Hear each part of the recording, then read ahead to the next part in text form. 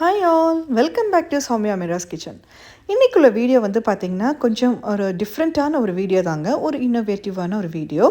வீடியோக்குள்ளே போகிறதுக்கு முன்னாடி நம்ம சேனலை இன்னும் யாரும் சப்ஸ்கிரைப் பண்ணாதவங்க ப்ளீஸ் சப்ஸ்கிரைப் பண்ணிக்கோங்க, லைக் பண்ணுங்கள், ஷேர் பண்ணுங்கள், கமெண்ட் பண்ணுங்கள். சப்ஸ்கிரைப் பண்ணவங்களுக்கு ரொம்ப தேங்க்ஸ்ங்க. இன்றைக்குள்ள வீடியோ வந்து ஒரு ஸ்பெஷலான ஒரு வீடியோங்க. மாதம்பட்டி ரங்கராஜ் இருக்கார் இல்லைங்களா, அவருடைய ஒரு ரெசிபி தாங்க நம்ம இன்றைக்கி பார்க்க போகிறோம். இந்த ரெசிபி பார்த்திங்கன்னா டாக்டர் சிவராமனுடைய பொண்ணு கல்யாணத்துக்கு அவர் பண்ணியிருந்தார். ரொம்ப ஈஸியான ஒரு ரெசிபிங்க, மாதுளை பொரியல். ஓகேங்களா, ஸோ கேட்டாலே வந்து ரொம்ப வித்தியாசமாக இருக்குல்ல, என்னடா மாதுளையில் வந்து பொரியல் பண்ண முடியுமான்னு நான் பண்ணி பார்த்தேங்க. அவ்வளோ சூப்பராக இருந்தது, செம்ம டேஸ்டியாக இருந்ததுங்க. இதில் வந்து நான் ஒரு மாதுளையை வந்து நான் உரித்து வச்சுருக்கேங்க, முத்துக்கள்லாம் நான் எடுத்து வச்சுருக்கேன்.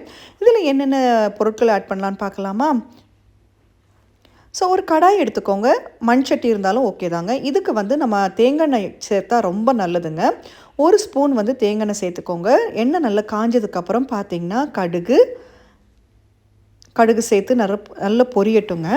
பொரிஞ்சதுக்கப்புறம் பார்த்திங்கன்னா கடலைப்பருப்பு இருக்குது இல்லைங்களா, கடலைப்பருப்பு உளுத்தம்பருப்பு நீங்கள் சேர்த்துக்கோங்க. இதில் நான் 2 எடுத்து வச்சுருக்கேன். கடலைப்பருப்பும் உளுத்தம்பருப்பும் ஒரு 1/2 ஸ்பூன் எடுத்து வச்சுருக்கேன். ஓகேங்களா, ஸோ அது நல்லா பொரியட்டுங்க. பொரிஞ்சதுக்கப்புறம் பார்த்திங்கன்னா நம்ம வரமிளகா இருக்குது பார்த்திங்களா, 2 வரமிளகா எடுத்து கிள்ளி எடுத்து வச்சுருக்கேன், அதை நீங்கள் சேர்த்துக்கோங்க. இது காரத்துக்குன்னு பார்த்திங்கன்னா வரமிளகா தான் நம்ம சேர்க்க போகிறோம், வேறு எந்த காரமும் இதில் சேர்க்க போகிறது இல்லைங்க.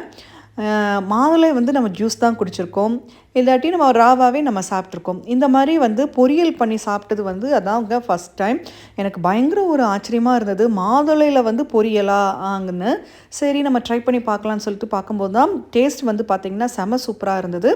இதில் வந்து கட் பண்ணி வச்சுருக்க ஆனியன் இருக்குது பார்த்திங்களா, ஒரு 1/2 ஆனியன் நான் எடுத்துக்கிட்டேன். அதை குட்டி குட்டியாக கட் பண்ணி நீங்கள் சேர்த்துக்கோங்க.